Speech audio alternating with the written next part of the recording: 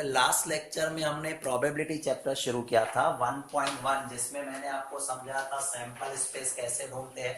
Sample space को you से ढूंढा जाता है, सैंपल स्पेस को यू से ढूंढा जाता है, यू लिखा जाता है। और फिर उस हिसाब से हमने देखा था कि 6 से 8 सम हमने किए थे, अलग अलग तरह के सम थे। आगे बढ़ो, अभी 9 नंबर पे आते हैं। हाँ पढ़ो, 9 नंबर सम देखना सब।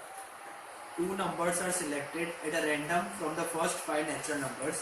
ये हो गया था फर्स्ट 5 नेचुरल, चलो नहीं लाइन से ओके। तो फर्स्ट 5 नेचुरल नंबर हमारे कौन से होंगे? 1 2 3 4 5 होंगे, ये 5 नंबर है। फिर इसमें से 2 नंबर सेलेक्ट करने हैं। The sum of two selected number is at least 6 is denoted by event A. Okay okay, event A. अब मैं इसको नाम दे देता हूँ इवेंट ए। इसमें क्या लिखा है? सम जो है ना, सम कितना होना चाहिए? Sum of two selected number is at least 6. Some is at least 6, मतलब आपका 2 नंबर सेलेक्ट करने, कोई भी 2 करने, पर वो जो 2 नंबर होंगे ना, उनका टोटल 6 होना चाहिए। टोटल क्या होना चाहिए? 6 होना चाहिए। तो मैं एक काम करता हूँ, पहले मैं 2 नंबर की एक पेयर बना लेता हूँ, बाद में ये लिखता हूँ।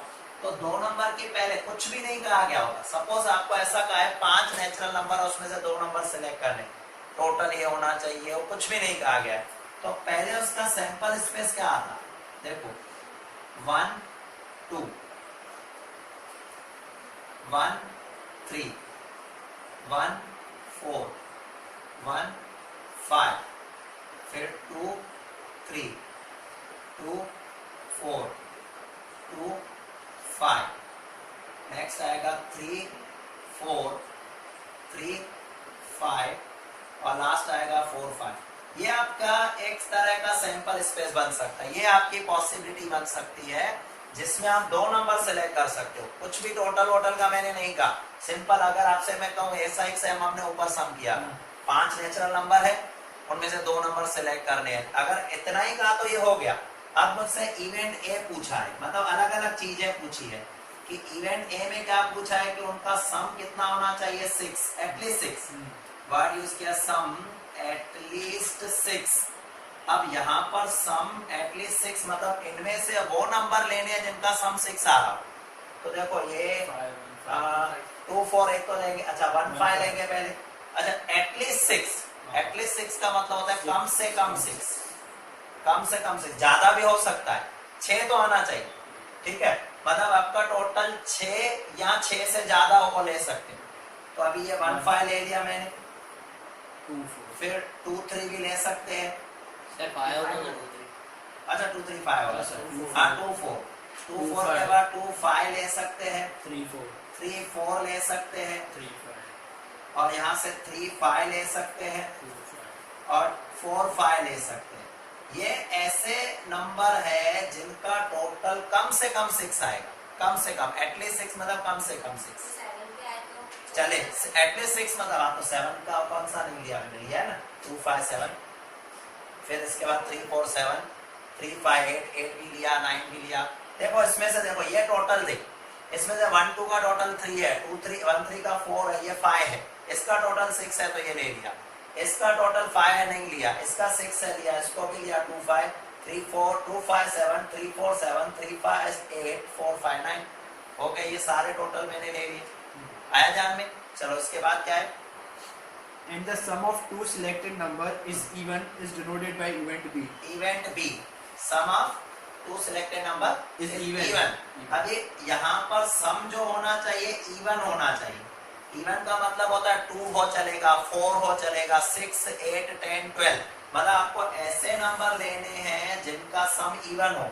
जैसे 1 2 नहीं चलेगा, 1 3 ले लो, 1 5 1 3 ले लो, फिर 1 5 ले लो, 2 4 4 इसके बाद 2 4 ले लेते हैं, 3 4 इसके बाद 2 5 नहीं होगा, 3 4 भी नहीं होगा, 3 5 ले सकते हैं, 3 5 3 5 4 5। बस ये ऐसे नंबर है जिनका टोटल आपका इवन आ रहा है। फिर क्या है? हो गया ये, इसका क्वेश्चन से मतलब ये हो गया ना आपका। रब करता जाऊं ना मैं, नहीं सर, लिखना है मतलब, ये वीडियो आ रहे हैं, वीडियो आएगा तो जरूरत नहीं है, बाद में लिख लेना। चलो हो गया। चल नेक्स्ट, ये क्वेश्चन नंबर 9 हो गया। नहीं अभी तक है। अच्छा इसमें है तो बताओ ना। Write the set showing the following events and answer the given questions. मतलब ये वाला सम हो गया, सर इसमें नीचे कंडीशंस दी हुई है, कंटिन्यू में अच्छा, हाँ। कंडीशन से 9th है, इसका फॉलोइंग कंडीशन से ओके ओके ओके, एक मिनट। हाँ तो ये मैंने करी थी। अच्छा चल पढ़ ले। इसका मतलब देखो ये U हो गया, ये A हो गया, ये B हो गया। हाँ। अभी कंडीशन पढ़ो, A कंडीशन यूनियन B। पहला देखो A यूनियन B करना है। अब ये A यूनियन B यूनियन वाले चैप्टर सर आप उसमें सीखते थे, इसमें 8th स्टैंडर्ड में। A यूनियन B का मतलब क्या होता है? हमने A सेट और B सेट तो बना दिया, अभी A यूनियन B का मतलब होता है A और B के दोनों के मेंबर साथ में लिखो, साथ में मतलब जो इसमें है इसमें सब मिला के साथ में लिख लो। तो सभी देखो अभी ये 1 5 यहाँ से मैं शुरू करूं तो 1 5 फिर 2 4 2 5 फिर 3 4 फिर 3 5 और उसके बाद 4 5 उसके बाद ये 1 3 1 5 2 4 3 5। इसके सारे के सारे नंबर आपको दोनों के मिला के लिख लेने, मतलब इनके यूनियन का मतलब होता है दोनों को कंबाइन। फिर ये समझ में आया? इसके बाद A इंटरसेक्शन B होगा। A इंटरसेक्शन B का मतलब होता है दोनों में जो कॉमन पॉइंट है ना, कॉमन नंबर, वही आपको लिखने हैं। अब कॉमन मतलब देखो इसमें 1 5 इसमें 1 5 लिख सकते हैं, तो ये 1 5 लिखा। 2 4 कॉमन ढूंढना हो ना तो सबसे ये छोटा है, इसको देखो इजी लगेगा, 2 4 क्योंकि देखो यहाँ पर 1 3 इसमें नहीं है, छोड़ दो। 2 4 इसमें है तो ले लिया, 3 5 भी है, और 3 5 भी है तो वो भी ले लिया। हो गया कॉमन वाले नंबर भी। A complement. A कॉम्प्लीमेंट का मतलब देखो क्या हुआ, जो A में है वो नहीं लेना है। A कॉम्प्लीमेंट का मतलब होता है अदर देन A को छोड़ के। A में ये सब है, इसको छोड़ दो तो बाकी कितने बचे वो ले लो। देखो A ये 1 2 ले लो, मतलब B वाले ले लेना ना B वाले नहीं, इसका A कॉम्प्लीमेंट का मतलब होता है ये पूरा यूनिवर्सल सेट है हमारे पास, उसमें से ये इवेंट A है, ये इवेंट B। अब इवेंट A में जो है ना उसको छोड़ के बाकी सब ऊपर से ले लो, सारे नंबर इसमें से, यूनिवर्सल में से, U में से। तो यहाँ पर देखो सम एटलीस्ट 6 वाले इसमें है, कम से कम 6 वाले, तो 6 से छोटे वाले सब लेने हैं आपको। तो यहाँ से भी ले सकते हो डायरेक्ट, या ऐसे भी सोच सकते हो। देखो मैं 1 2 ले लूंगा, 1 3 भी ले लूंगा, 1 4 भी ले लिया, 1 5 नहीं ले सकता क्योंकि वो A में आ गया। फिर 2 3 ले लूंगा, 2 3 के बाद 2 4 नहीं ले सकता, 2 5 नहीं, 3 4 नहीं, कुछ भी नहीं पीछे हो गए। इसे A कॉम्प्लीमेंट मतलब आप देखोगे जो A में है उनमें से एक भी मेंबर इसमें नहीं आएगा, A में है वो इसमें नहीं आएगा, उसको छोड़ के बाकी सारे मेंबर ले लेने। फिर A minus B, A minus B को हम ऐसे भी दिखा सकते हैं, A इंटरसेक्शन B कॉम्प्लीमेंट। ये आगे चल के आएगा, फिलहाल अभी काम का नहीं है, बट मैंने आपको समझाने के लिए लिखा A minus B। A minus B की मीनिंग समझो, A के सब मेंबर लिख लो, A के सब मेंबर लिखो, बट B का उसमें एक भी मेंबर नहीं आना चाहिए। कॉम्प्लीमेंट जैसे वो नहीं, ना A कॉम्प्लीमेंट फिर इसमें से देखते हैं। यहाँ पर A माइनस B मतलब इन दोनों को देखना है, इन दोनों। अब मैं A के सारे मेंबर लिखूंगा, बट B का एक भी मेंबर उसमें नहीं आना चाहिए। तो देखो 1 5 तो इसमें है, वो आप नहीं ले सकते। 2 4 वो भी नहीं ले सकते हो, 2 5 नहीं है, तो आप लिखो A के सारे मेंबर लिख लो, बट B वाला कोई नहीं आना चाहिए। फिर आप देखो 3 5 इसमें नहीं है, 3 4 इसमें नहीं है, तो वो भी आ जाएगा। फिर 3 5 है नीचे, उसको छोड़ दिया, 4 5 में ले लेता हूँ, तो A माइनस B कहा जाता है। इसे क्या कहा जाएगा? A minus B। समझ में आया? A minus B, right. आगे फिर A complement intersection B, A complement intersection B, ये ऐसा है। हाँ, इसकी मीनिंग क्या हुई? उसको इस लैंग्वेज में अगर मैं कहूँ तो ऐसे भी लिखा जा सकता है, B माइनस A। जैसे कि मैंने थोड़ी देर पहले इसके लिए तो ये कहा ही था ना, इसको कह सकते हैं B कॉम्प्लीमेंट मतलब B के अलावा। अब इसने लिखा है A के अलावा B के सारे मेंबर ले लो, A के अलावा B के सारे मेंबर ले लो, जिसे B माइनस A कहते हैं। ये सेम दोनों, ठीक है। B माइनस है तो B के सारे मेंबर लिखो, बट जो A में आया है वो नहीं लिख सकते हो। तो 1 3 तो A में है क्या? नहीं, तो लिखो। फिर 1 5 A में था, फिर 2 4 A में था, फिर 3 5 A में नहीं था, 3 5 भी था, तो खाली एक ही मेंबर आएगा। देखो B के मेंबर देखो, 1 3 इसमें नहीं था, 1 5 था, 2 4 था, 3 5 भी था, तो इसका मतलब खाली एक ही मेंबर इसमें आया 1 3, बस हो गया 1 3। नेक्स्ट बस अभी हो गए, क्वेश्चन कंप्लीट हुआ। नहीं फिर अब बताओ बात चालू ही है, वैसे वीडियो चालू ही है। ओके हाँ चलो continue. Can it be said that the events A and B are mutually exclusive? Give reason. Okay अभी म्यूचुअली एक्सक्लूसिव किसे कहते हैं पहले वो समझ में आना चाहिए। अभी मैं समझा रहा हूं, ध्यान से समझना। आपने ये म्यूचुअली एक्सक्लूसिव किसे, बोर्ड पे देखो सभी, म्यूचुअली एक्सक्लूसिव किसे कहते हैं? A intersection B equal to null set, मतलब ए और बी में कुछ भी कॉमन न हो, ए और बी में कुछ भी कॉमन न हो तो उसे कहा जाता है म्यूचुअली एक्सक्लूसिव। म्यूचुअली एक्सक्लूसिव मतलब जो ए में है ना वो बी में बिल्कुल भी नहीं, और जो बी में है वो ए में बिल्कुल भी नहीं है। तो यहाँ पर क्या ऐसा है क्या कि ए का एक भी मेंबर बी में नहीं है? नहीं है। इनके तो हमने देखे कुछ कॉमन मेंबर थे, तो जहां पर कॉमन मेंबर आते हैं उन्हें म्यूचुअली एक्सक्लूसिव नहीं कहा जा सकता है। तो इसके लिए आप लिखोगे क्या? A and B are not mutually exclusive because लिखकर ये लिख लेना, because A and B, because लिख के लिखना there are common member in A and B. Reason भी दिखाना है ना, there are some common member in A and B, ऐसे करके दिखा सकते हो।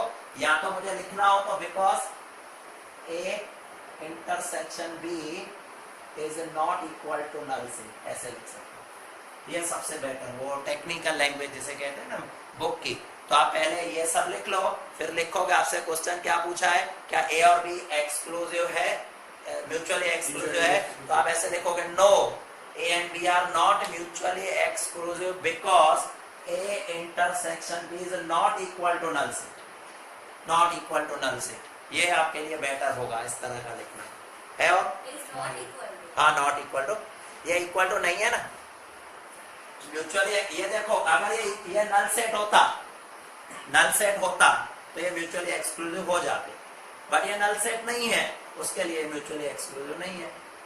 हाँ State the number of sample points in the sample space of this random experiment. देखो रैंडम एक्सपेरिमेंट में कितने सैंपल आए ये वाले बताने हैं, क्योंकि ऐसा नहीं कर, ये हमने एक्सपेरिमेंट किया तो इसमें कितने सैंपल स्पेस है? 1 2 3 4 5 6 7 8 9 10, तो इसमें कितने सैंपल आ जाएंगे? 10, मैक्सिमम नंबर ऑफ सैंपल। ये कंडीशन हुई कि टोटल 6 होना चाहिए, ये कंडीशन हुई सम इवन होना चाहिए, बट हमें ये कंडीशन कोई भी नहीं है, तो इसमें कितने नंबर आ गए? 10 नंबर आ गए। हो गया सबका? करो मेरा कोई भी डाउट? और ये घर जाके करना, नहीं तो क्योंकि एक बार रह गया तो रह ही जाता, नहीं तो यहाँ करना हो तो करते रहो भले। चलो मैं आता हूँ अभी नेक्स्ट सम पे। नेक्स्ट आपके क्वेश्चन नंबर 10। एक चलो 3 female employees and 2 male employees are working in an office. Okay पूरा पढ़ लो पहले। One employee is selected from the employee of this office for training. Okay The event that the employee selected for the training is a female is denoted by A, and the event that this employee is male is denoted by B. Okay Find the set showing the following events and answer the given question. Okay चलो एक बार फिर से अभी question 3 female employees and 2 male तीन employees. Female employ है, F1 F2 F3, और 2 mail employ है, M1 M2। ठीक है? हाँ फिर पूरा पढ़ना स्टार्ट से। हाँ 3 female employees and 2 male employees are working in an office. Okay One employee is selected from the employer for this office for training. Okay अब इसमें से एक एम्प्लॉय हमने सेलेक्ट किया, ध्यान बोर्ड पे, तो पहले मैं उसको कहता हूँ यूनियन, यूनिवर्सल सेट। अभी हो सकता है वो एक एम्प्लॉय F1 हो सकता है F2 हो सकता है F3 हो सकता है M1 हो, मेल 1 हो सकता है मेल 2। मतलब मेरे पास कितने चांस रह जाते हैं? 5 चांस है, इसीलिए एक को सिलेक्ट करने के। एक ही हुआ, अगर 2 होते ना तो थोड़ा कंफ्यूजन होता। 2 में ऐसा आता है F1 F2 F1 F3 F1 M1 F1 M2, फिर F2 F3 F2 M1 F2 M2, इस तरह से बहुत सारे चांस आते हैं। अगर 2 होते, एक में कोई प्रॉब्लम नहीं आता, सिंपल आ जाता है। आगे पढ़ो। The event that the employee selected for the training is a female. रुको, इवेंट हाँ फिर इज डिनोटेड बाय ए। अभी ए में क्या लिखूंगा? ए कौन से एम्प्लॉय सिलेक्ट हुए? फीमेल। तो फीमेल में हमारे पास है कितने, F1, F2, F3 है। फिर and the event that this employee is a male is denoted by B. B, अभी मेल को मैंने रख दिया B, तो M1, M2। फिर Find the set showing the following events and answer the given okay question. अभी देखो answer the given question, ये जो इंफॉर्मेशन दी, अभी मेन क्वेश्चन आपके यहाँ से शुरू हो रहा है। पहला क्वेश्चन, पहला U. यू मैंने बना लिया ऊपर, आप ये बना सकते हो। A. ये इंफॉर्मेशन दी, फिर से बनाना हो तो यू बन गया। इसके बाद आपका ए कहा है तो ए भी बन गया, फिर बी, तो ये 3 क्वेश्चन हो गए। फिर A union B. अभी ए यूनियन बी, तो देखो फोर्थ क्वेश्चन पे मैं आ गया ए यूनियन बी, तो ए यूनियन बी में क्या आएगा, सब के सब आ जाएंगे। मतलब ए यूनियन बी आपको सब के सब हो ना, नहीं लिखना हो, मेहनत बचानी हो तो आप ऐसे लिख सकते हो, A union B equal to U, U मतलब same. A union B, book में पीछे आप देखोगे आंसर ऐसा होगा, ए यूनियन बी को उन्होंने यू का होगा, यू मतलब सारे मेंबर आ गए। जब सारे के सारे मेंबर आ जाए, ये पूछा है ना आपसे यू क्या, हाँ तो वो मैंने लिखा ना, ए इसको डिक्लेयर किया फीमेल को, बी डिक्लेयर किया है मेल को। सर बोर्ड में तो चला है। हाँ हाँ बिल्कुल, A union B ये नहीं तो हाँ चलेंगे, पीछे आंसर तो देख, इसका यही दिया होगा, फोर्थ का देख ले, A union B equal to U दिखा होगा उसमें। हाँ तो आज तक क्या बोल रहे हैं, हाँ तो वो तो इंफॉर्मेशन थी, ये सब इंफॉर्मेशन थी कि सर सब लिख लो। सभी लिखे, पर देखना पीछे सब आएंगे ना उसमें डायरेक्ट लिखेगा, भले तुम सब लिखो पर डायरेक्ट वाले भी होंगे। तो वो तुम्हें क्या कहा है कि फीमेल किसको कहा है, मेल, तो ये इंफॉर्मेशन दी, ये क्वेश्चन है। तो जब भी ये क्वेश्चन है ये वाले इंफॉर्मेशन, ओके हम आगे देख रहे हैं। अभी फॉर्मूला का पोर्शन देखो, पेज नंबर आपका है 27, उस पर कुछ फॉर्मूलाज दिखाई गई है, पेज नहीं 27 नहीं 17 पेज नंबर 17 पर कुछ फॉर्मूलाज दिखाई गई है, कुछ जनरल बातें दिखाई गई है, मैथमेटिकल रूल ऑफ प्रोबेबिलिटी। उसमें देखो मतलब कुछ रूल्स। पहला रूल है the range of value of probability for any event in the sample space is 0 to 1। इसका मतलब क्या होता है कि प्रोबेबिलिटी में कोई भी सम करोगे, कोई भी सम, आपका आंसर 0 और 1 के बीच में ही आएगा। ये बात हम 10th में भी करते थे प्रोबेबिलिटी में। सैंपल स्पेस की मैं बात नहीं कर रहा हूँ, वो हो गया, सैंपल स्पेस में कहीं भी प्रोबेबिलिटी का नाम ही नहीं है। जो 1.1 आपने किया ना वो सैंपल स्पेस था। मैं अभी बात कर रहा हूँ, रूल्स सिखा रहा हूँ प्रोबेबिलिटी के। प्रोबेबिलिटी में कोई भी सम करोगे तो आपका आंसर 0 और 1 के बीच में ही आएगा, राइट। सेकंड, जो इम्पॉसिबल इवेंट होते हैं ना, जो पॉसिबल ही नहीं है, उसकी प्रोबेबिलिटी हमेशा 0 होती है। ये हमने 10th में भी 11th में भी किया था। और थर्ड, जो प्रोबेबिलिटी सर्टेन इवेंट की होती है, सर्टेन इवेंट मतलब जो होने वाला ही है, गारंटेड। आज अगर सपोज थर्सडे है तो कल फ्राइडे होगा ही होगा, उसमें कोई शक नहीं है। तो ऐसे इवेंट की प्रोबेबिलिटी क्या होती है, 1, right. The probability of complementary event, A complement of event A is the sample space U. अब देखो ए कॉम्प्लीमेंट अभी मैंने फॉर्मूला में भी सिखाया था, ए कॉम्प्लीमेंट ढूंढना हो तो 1 माइनस प्रोबेबिलिटी आप ए करते थे, किया था, याद है। प्रोबेबिलिटी नहीं किया था, मतलब आप क्या करते थे, यू में मतलब जितने भी मेंबर है, मतलब ए कॉम्प्लीमेंट करना है तो मैंने क्या सिखाया था, यही फॉर्मूला आपकी आई थी। बट कैसे, देखो मैंने क्या कहा था, यू में जितने भी मेंबर है ना उसमें से ए वाले मत लिखो, तो यू का मतलब होता है 1, क्योंकि सारे मेंबर आ गए, ठीक है। अब उसमें जो ए के मेंबर हटाने हो तो आपको क्या करनी है, प्रोबेबिलिटी ए की हटा दो। प्रोबेबिलिटी ए की हटा दो तो आपको क्या मिल जाएगा, प्रोबेबिलिटी ए कॉम्प्लीमेंट मिलेगा। कैसे, मैं एक एग्जांपल के साथ ये फॉर्मूला समझाता हूँ, वरना तो आपकी हो गई समझी हुई है। बट देखो मैं आपको कह रहा हूँ कि मान लो हेड और टेल, एक पॉइंट मैंने टॉस किया, हेड आने के चांसेस क्या, 1/2। हेड आने के चांसेस क्या होंगे, 1/2 होंगे ना। मतलब आपकी प्रोबेबिलिटी ए की क्या है, मतलब मैं ए के लिए कह रहा हूँ प्रोबेबिलिटी ऑफ हेड, तो आप कहोगे सर 1/2। इवेंट ए हुआ ये मेरा कि 1/2। अभी मैं पूछ रहा हूँ कि चलो हेड नहीं है उसके चांस क्या, हेड नहीं आया उसके चांस क्या, तो आप माइंड में क्या रहेगा, सर हेड नहीं आया मतलब क्या आएगा, टेल आएगा, तो उसके भी चांसेस 1/2। बट उसको अगर इस फॉर्मूला से फाइंड आउट करना है तो कैसे, सारे इवेंट का टोटल 1 होता है, उसमें से ए आने के चांसेस कितने हैं, ए आने के चांसेस है 1/2, तो 1 में से 1/2 माइनस करो, बाकी कितना रहेगा 1/2। पॉइंट से अगर क्लियर नहीं हुआ तो डाइस पे आ जाओ। एक डाइस मैंने थ्रो की, 1 2 3 4 5 6 6 आउटकम होंगे। अगर मैं डाइस थ्रॉन कर रहा हूं तो मेरे पास कितने आउटकम होंगे? 6। मैं आपसे एक क्वेश्चन पूछ रहा हूं, 3 आने के क्या चांस है? क्या? हाँ, डाइस में 3 आने के क्या चांस है? 1/6। ठीक है, तो आप क्या कहोगे सर? 3 आने की प्रोबेबिलिटी, अभी उसको प्रोबेबिलिटी कह रहा हूं, 1/6 है। अब मेरा क्वेश्चन उल्टा, 3 नहीं आने के क्या चांस है? 5/6। और कोई भी नंबर तो 5 है, उसको 3 नहीं आने के चांसेस को कहेंगे प्रोबेबिलिटी ऑफ ए कॉम्प्लीमेंट। कैसे ढूंढा? 1 माइनस 1/6।